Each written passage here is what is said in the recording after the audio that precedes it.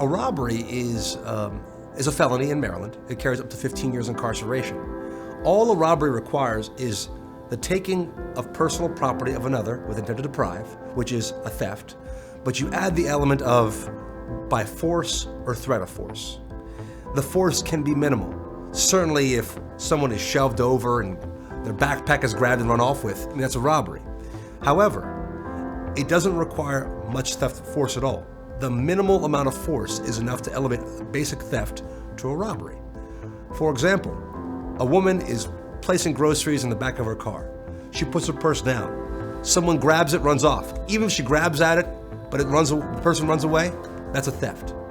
If one finger was on that strap and the finger got opened, even slightly, we go from a theft, which carries 6 months incarceration and is a misdemeanor, to a felony robbery that carries 15 years imprisonment potential.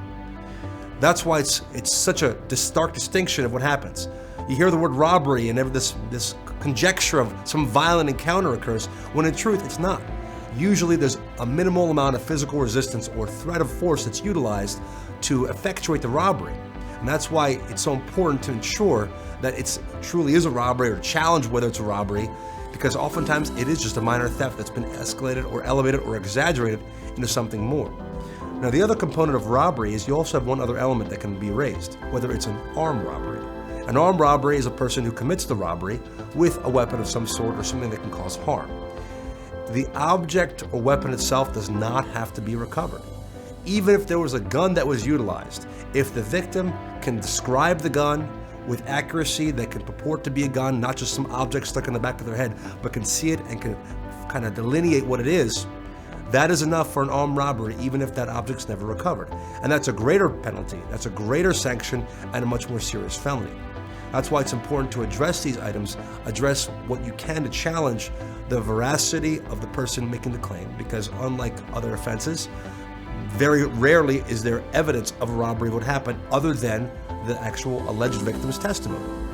There's not some police officer watching it. There isn't some surveillance footage that captured in bright lines and bright camera what happened. It is a victim coming forward saying this is what happened. Oftentimes memory is faulty.